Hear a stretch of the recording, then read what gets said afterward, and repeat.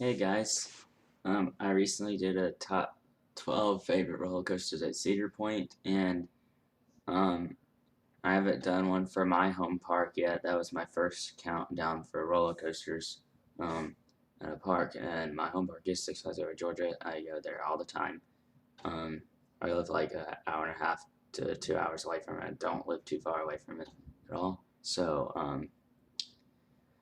I have read it. The Six Flags Over Georgia has 11 roller coasters, but I haven't ridden the Joker Funhouse coaster, which is the kiddie coaster there. I haven't ridden that since I was very little, back when it was still Canyon Blaster. So I barely remember that. It was before I was even a coaster enthusiast. So that will not be on this list. So I'm making it a top 10. All the other ones I've ridden pretty recent. So we're gonna start off right now, and number 10 goes to Dahlonega Mine Train. This ride isn't the most thrilling ride ever. Um, People say it's actually one of the weaker mine trains, and I can see why. I mean, I didn't get a chance to ride Cedar Creek Mine Ride or Carolina Gold Rush or at Carowinds. Those are two mine trains at parks that I've been to, but I never rode them because I was more focused on riding bigger stuff that I wanted to ride.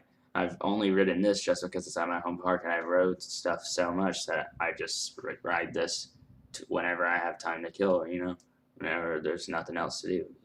But this coaster is kind of jerky, and I before, like, the first couple times I rode it, it wasn't that bad, but the most recent time I rode it, it kind of hurt a lot through it with those jerky turns and stuff, and it's just not the most exciting ride. The drop is fun. The last drop is fun, I guess, but I'm putting it at the number 10 spot. So moving on to number 9 is Great American Scream Machine. I have had some good rides on it, like if in the front, if towards the front row, but like if you sit in like towards the back, it's a pretty rough ride, and it.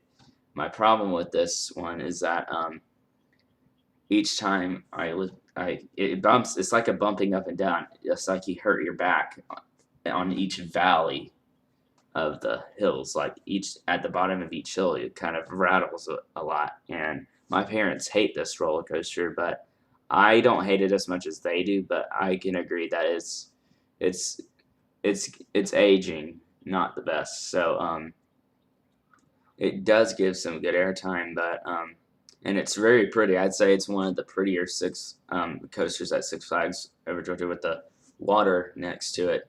But it's just going at number 9 because I just tend to not like this coaster. I even like Blue Streak at Cedar Point more than this, and that's even older than this coaster.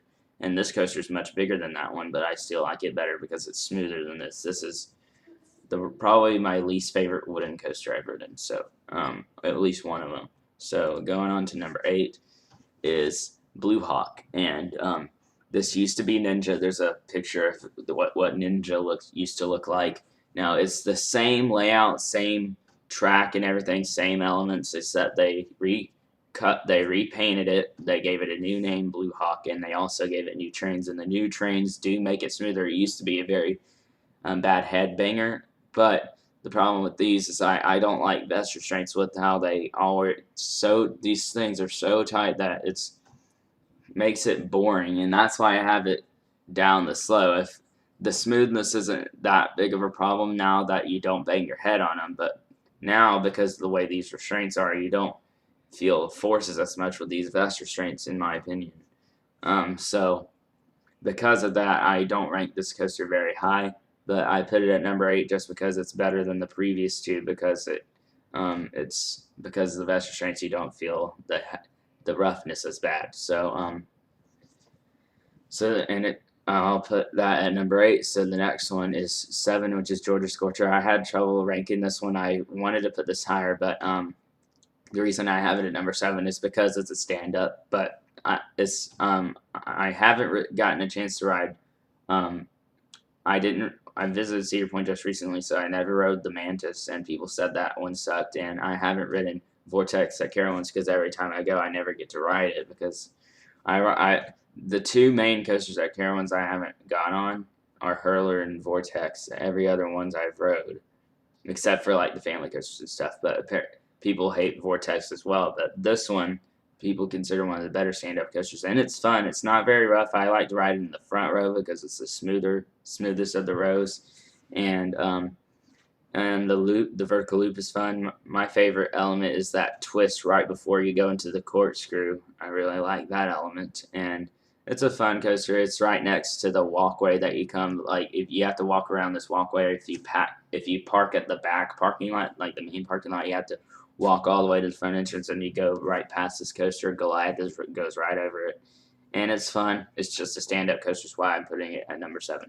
So number 6 goes to Daredevil Dive, and I would put this higher if the capacity wasn't so bad because of the capacity, the line gets very long and it moves very slow. This gets some of the longest lines at Six Flags Over Georgia, which is why I tend to skip this one unless it has a shorter line because this coaster is fun, but it isn't very intense. I like the vertical lift hill and the vertical drop. Those are really fun. Probably one of my favorite vertical lift hills drop. And my favorite inversion is that inline twist at the end. And the inversions are fun, but it's not the longest ride in the world either.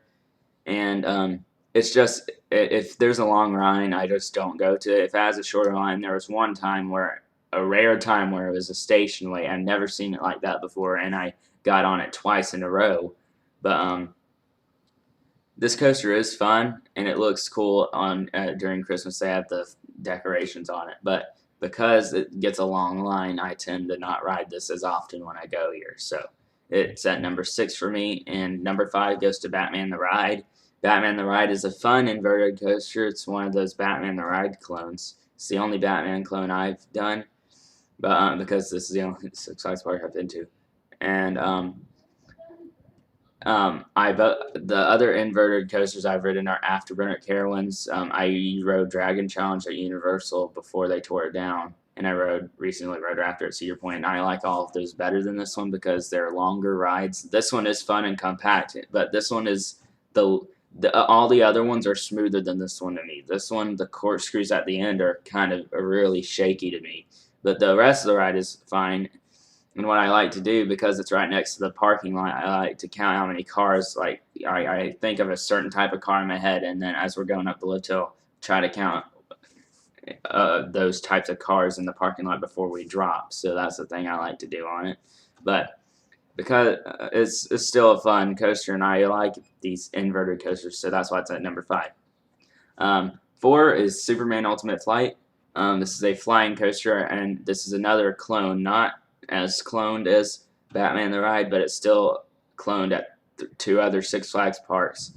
And I like this clone better than Batman the Ride because I like flying. I like the sensation of flying. I like facing the ground. And the pretzel loop is awesome. Probably one of my favorite elements on a coaster. One of my favorite inversions ever is the pretzel loop. But the reason it's not higher is because the pretzel loop seems to be the main highlight of the ride. The rest of it is just okay. It's just you just go through turn, and you do have a cool inline twist at the end in a tunnel. But this was the first Superman Ultimate Flight, and it was the first flying coaster in the U.S., I believe.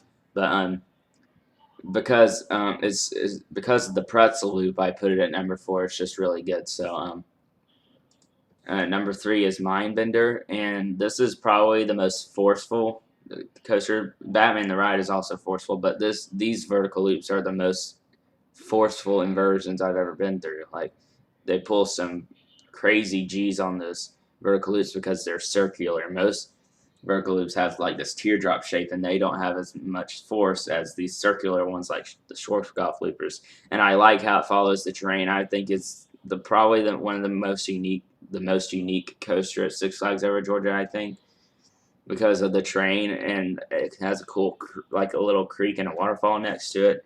And I like how the 2 vertical loops are spread out throughout the ride. And it has a cool dive where it goes down into the ravine, and it's like a tilted helix, kind of.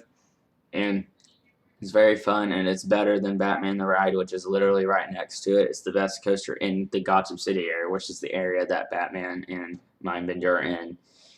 And it's just a super fun ride, and that's why it places at number 3. And number 2 is Goliath.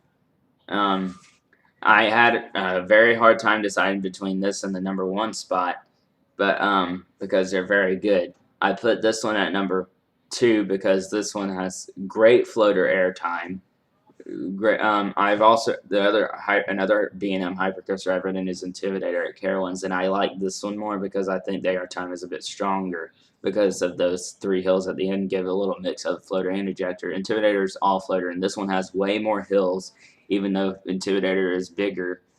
And Intimidator does have the better seats with you have the stadium style seating where you have 2 together, 2 apart. This one, the seats aren't quite as good, but the forces of the ride and the airtime are better. And I like the double helix at the middle of the ride.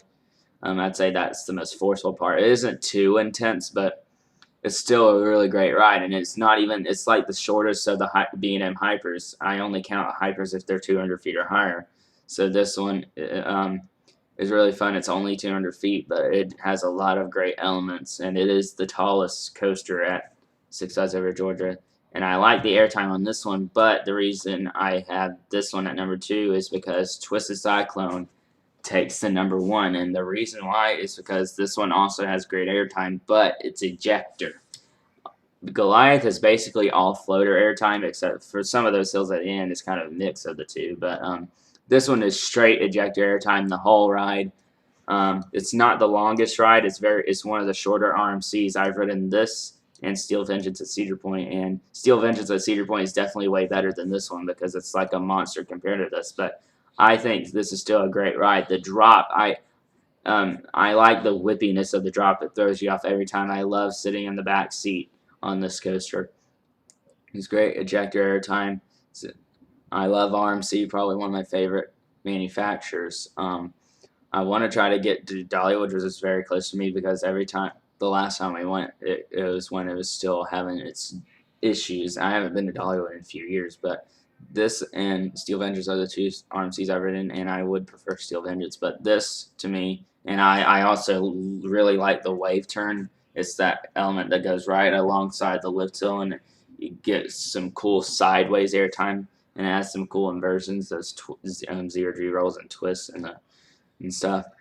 And even though it's a short ride, I still consider it my favorite roller coaster at Six Flags Over Georgia. And that concludes this video.